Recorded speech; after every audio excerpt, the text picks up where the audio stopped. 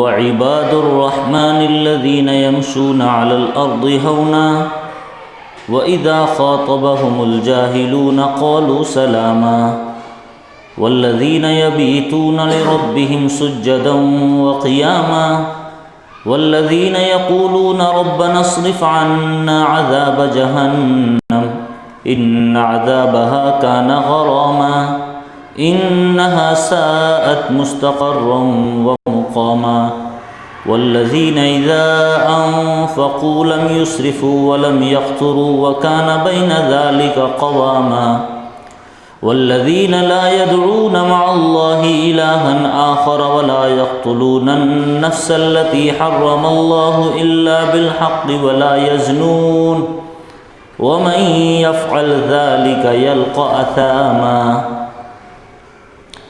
يضاعف له العذاب يوم القيامة ويخلد فيه مهانا إلا من تاب وآمن وعمل صالحا فأولئك يبدل الله سيئاتهم حسنات وكان الله غفورا رحيما ومن تاب وعمل صالحا فإنه يتوب إلى الله متابا والذين لا يشهدون الزور وإذا مروا باللغو مروا كراما والذين إذا ذكروا بآيات ربهم لم يخروا عليها صما وعميانا والذين يقولون ربنا هب لنا من أزواجنا وذرياتنا قرة أعين واجعلنا للمتقين إماما أولئك يجزون الغرفة بما صبروا ويلقون فيها تحية وسلاما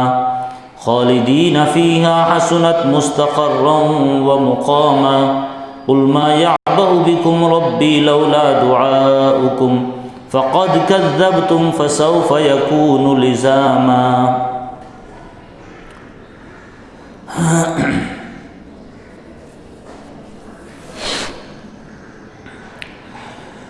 سورۃ الفرقان کی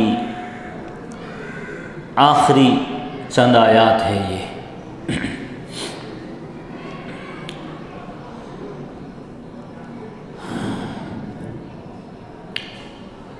ہماری جو مہم ہے، دعوتی مہم، جس کا عنوان ہے، ٹائٹل ہے اندھیروں سے اجالے کی طرف، تو اندھیرے جگ ظاہر ہے اور اجالا بھی ہمارے پاس ہے۔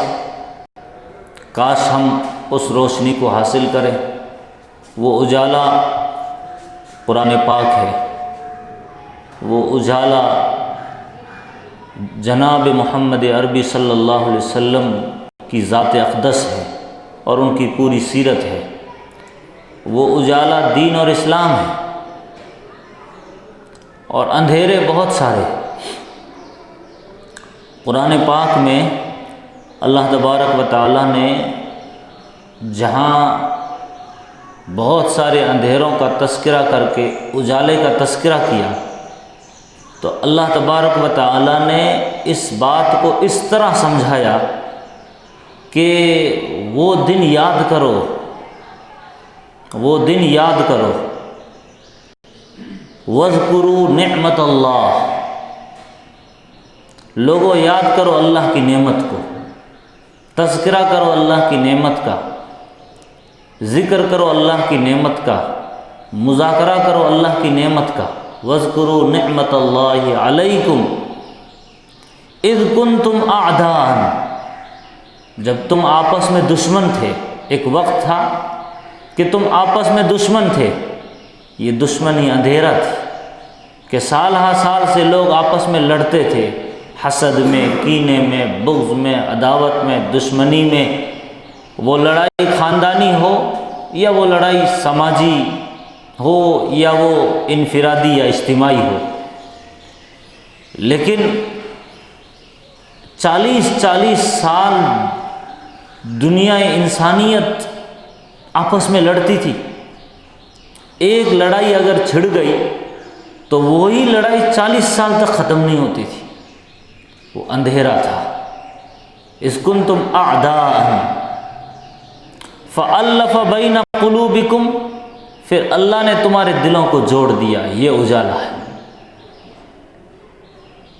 یعنی ان آیات کے اندر اللہ تبارک و تعالیٰ نے جہالت اور علم، جہالت اندھیرا ہے، علم اجالا ہے، اس کو کھول کھول کر واضح کیا۔ یعنی وہ زمانہ جاہلیت تھا، وہ جاہلیت صرف دین سے دوری کا نام نہیں تھا، وہ جاہلیت صرف قرآن یا حدیث یا اسلام سے دوری کا نام نہیں تھا۔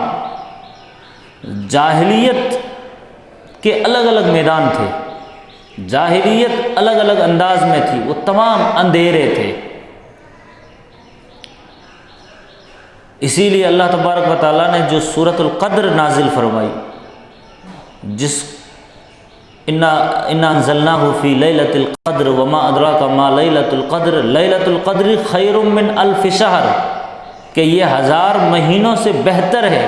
اسے بہتری کی جو وجہ محققین اور مفسرین لکھتے ہیں کہ 1000 مہینوں سے یہ رات افضل ہے، یہ اس لیے افضل ہے کہ اس میں علم اترا۔ تو ایک رات علم کی 1000 جہالت کی راتوں سے بہتر ہے۔ تو قرآن پاک آیا، نبی علیہ الصلوۃ والسلام خود سراپا نور، ایک روشنی لے کر کے آئے، قد جاءکم من اللہ نور و کتاب مبین۔ تو لوگوں کو پھر راستہ ملا، لوگوں کو پھر اجالا ملا۔ تو اللہ تبارک و تعالیٰ یہاں پر یہ بیان فرمایا، اذ کنتم اعداء، تم دشمن تھے، فألف بین قلوبکم، پھر تمہارے دلوں کو جوڑ دیا۔ تو دشمنی والا دور وہ اندھیرا تھا، اور دلوں کو جوڑنے والا کام یہ اجالا تھا۔ اور آگے اللہ فرماتا ہے وَكُنْتُمْ عَلَى شَفَا حُفْرَةٍ مِّنَ النَّارِ، تم جہنم کے کنارے کھڑے تھے، فَأَنْقَذَكُم مِّنْهَا، نبی علیہ الصلوۃ والسلام نے تمہاری کمر پکڑ کر وہاں سے کھینچ کے بچا لیا۔ تو یہ جو شفا حفرۃ من النار، علی شفا حفرۃ من النار، جو دہانے پر کھڑے تھے وہ اندھیرا تھا، وہ اندھیرا تھا، اندھیرے کی وجہ سے تھا، اور نبی آئے تو تم کو سمجھا بجھا کے وہاں سے بچا لیا، یہ اجالے میں آ گیا۔ اللہ تبارک و تعالیٰ نے اس اندھیرے کا اور اس اجالے کا تذکرہ ایک جگہ اللہ نے اس طرح فرمایا، او من کان میتن، او من کان میتن فاحییناہ، تم تو مردہ تھے، کیا وہ آدمی جو مردہ ہو، یعنی مردے کی حالت میں زندہ لاش کی شکل میں ہم لوگ جی رہے تھے، فاحییناہ، اللہ فرماتے ہیں ہم نے تمہیں زندگی دی، ہم نے انہیں زندگی دی جو مردہ تھے، وجعلنا لہ نورا، اور ہم نے ان کے لیے ایک نور بنایا، یمشی بہ فی الناس، جس نور کو لے کر وہ پھر لوگوں میں چلتے پھرتے۔ کمن مثلہ فی الظلمات لیس بخارج منہا، یہ جو مردہ تھا جسے زندگی ملی، حقیقی زندگی ملی اور پھر نور ملا تو اس میں روشنی آئی، کیا یہ آدمی اس شخص کی طرح ہو سکتا ہے جو اندھیرے میں بھٹک رہا ہے اور نکل ہی نہیں پا رہا؟ تو اللہ نے اس اندھیرے اور اجالے کا تذکرہ اس طرح فرمایا کہ یعنی آپ کے پاس اندھیرا ہی اندھیرا ہے، تو آپ زندہ تو ہے لیکن وہ زندگی موت سے بھی بدتر ہے، بری ہے۔ اس کو قرآن نے کہ تم مردہ تھے، قرآن سے پہلے، اسلام سے پہلے، دین سے پہلے تم مردہ تھے، دین جس کو ملا وہی اصل زندگی ہے۔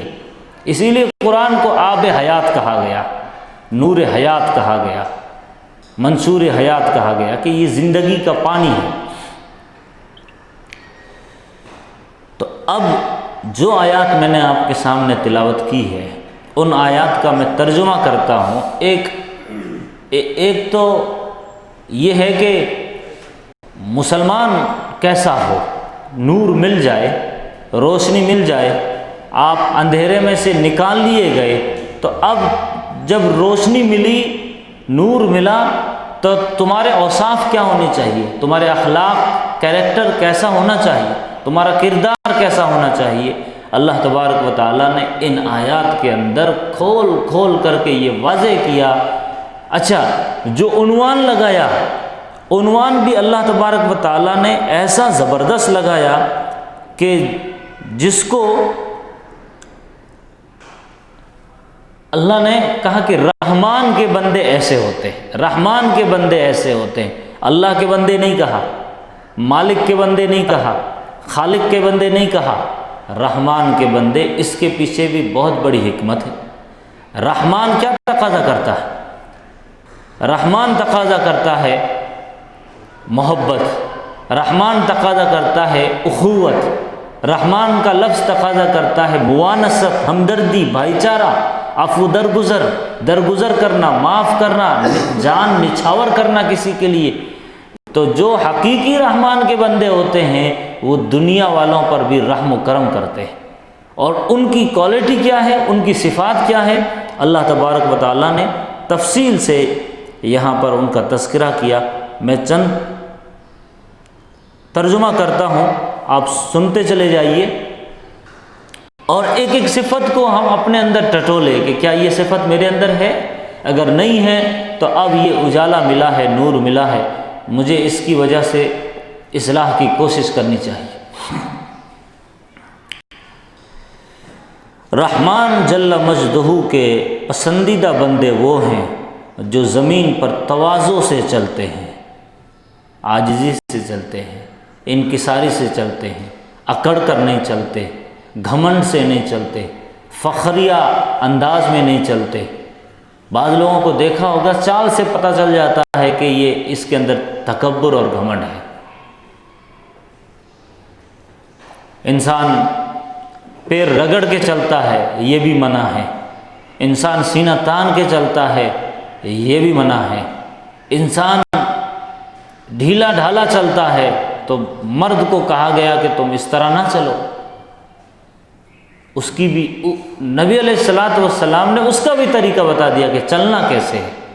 آپ چلتے تھے تو آپ کی سیرت میں آتا ہے کہ جیسے پہاڑ سے اونچائی سے نیچے کی طرف کوئی شخص کیسے آتا ہے، تو ایک دم جھکا ہوا اور کمر ایک دم ٹائٹ کہ کہیں ادھر ادھر نہ ہو جائیں، اور گردن ہلکی سی جھکی ہوئی، نظریں سامنے، نہ زیادہ اوپر نہ زیادہ نیچے، درمیانی، اس طرح آپ ایسا چلتے تھے۔ یہ صفت بتائی کہ جیسے پہاڑ سے کوئی نیچے کی طرف آتا ہو، نبی علیہ الصلوۃ والسلام اس طرح چلتے تھے۔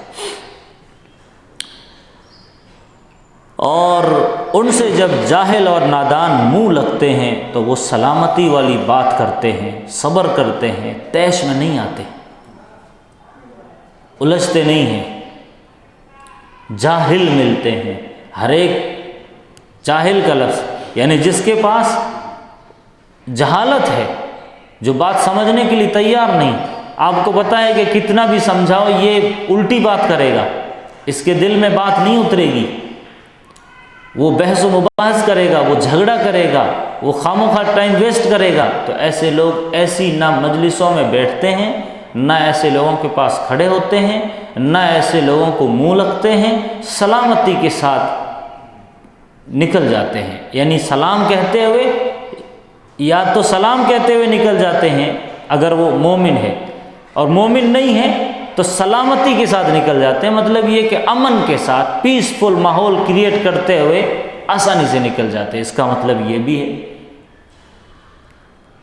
کہ ہر جگہ سلام کہہ کر نکل جاتے ہیں، تو سلام کس کو کرو گے؟ اگر غیر مومن ہے، غیر مسلم ہے، تو سلامتی کے ساتھ نکل جانا، یعنی امن اور پیسفل انداز میں وہاں سے گزر جانا۔ اور وہ اپنے پروردگار کی رضا کے لیے راتیں سجدے اور قیام میں گزارتے ہیں۔ یعنی جب کبھی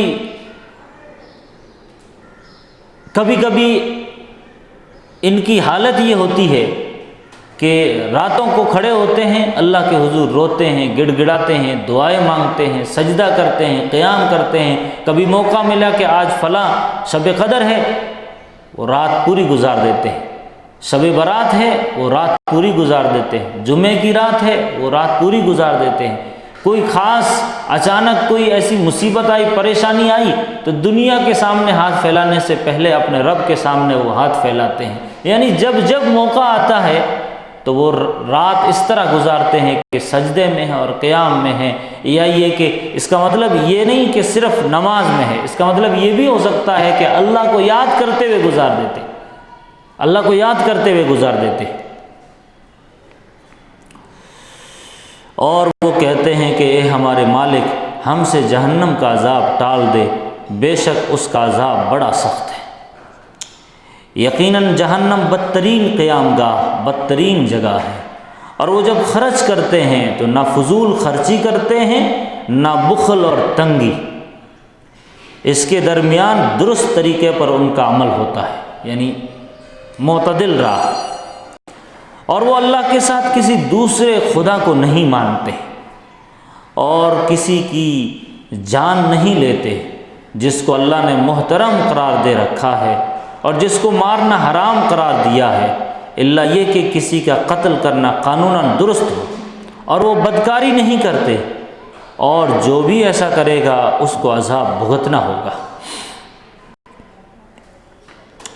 قیامت کے دن اس کو بڑا چڑھا کر عذاب دیا جائے گا، اور اس میں ذلت اور رسوائی کے ساتھ ہمیشہ پڑا رہے گا، سوائے ان لوگوں کے جو توبہ کر لے اور اپنی اصلاح کر لے۔ ان کی برائیوں کو معاف کر کے اللہ نیکیوں میں تبدیل فرما دے گا، اور اللہ بہت مغفرت فرمانے والا، بہت رحم فرمانے والا ہے۔ اور جو بھی توبہ کرتا ہے اور نیک عمل کرتا ہے وہ اللہ کی طرف ہی رجوع کرتا ہے، اور وہ بندگان خدا غلط باتوں اور غلط کاموں میں شریک نہیں ہوتے اور جھوٹی گواہی نہیں دیتے، اور جب فضول اور بیہودہ مجلس اور ماحول وغیرہ سے گزرتے ہیں تو اپنے کو بچاتے ہوئے شریفانہ طور پر گزر جاتے ہیں، اور انہیں جب اپنے پروردگار کی آیات کے ذریعے نصیحت کی جاتی ہے تو اندھے بہرے ہو کر ان پر نہیں گرتے، غور و تدبر سے کام لیتے ہیں، عمل کے لیے سمجھنا چاہتے ہیں اور سمجھ کر عمل کرتے ہیں، اور وہ دعا کرتے ہیں کہ اے ہمارے پروردگار، ہمیں اپنی بیویوں اور اپنے اولاد سے آنکھوں کی ٹھنڈک عطا فرما۔ یہ بہت اونچی دعا ہے۔ ربنا هب لنا من ازواجنا وذرياتنا قرۃ اعین واجعلنا للمتقین اماما۔ اور ہمیں پرہیزگاروں میں آگے رہنے والا بنا، اچھے لوگوں کی پیشوائی عطا فرما۔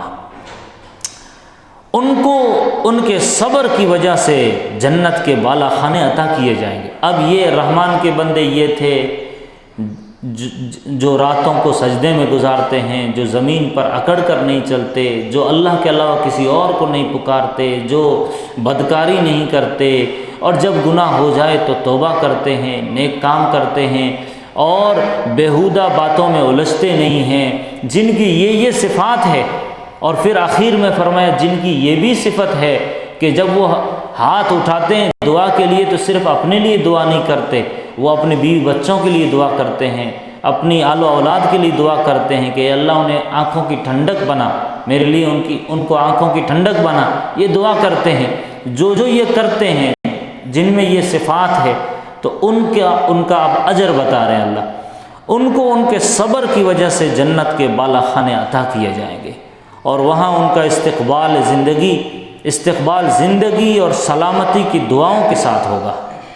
فرشتے سلامتی کی دعا کریں گے، سلام علیکم بما صبرتم فنعم عقبی الدار، اور وہاں وہ ہمیشہ رہیں گے، وہ بہترین جگہ اور بہترین قیام گاہ۔ ان سے کہہ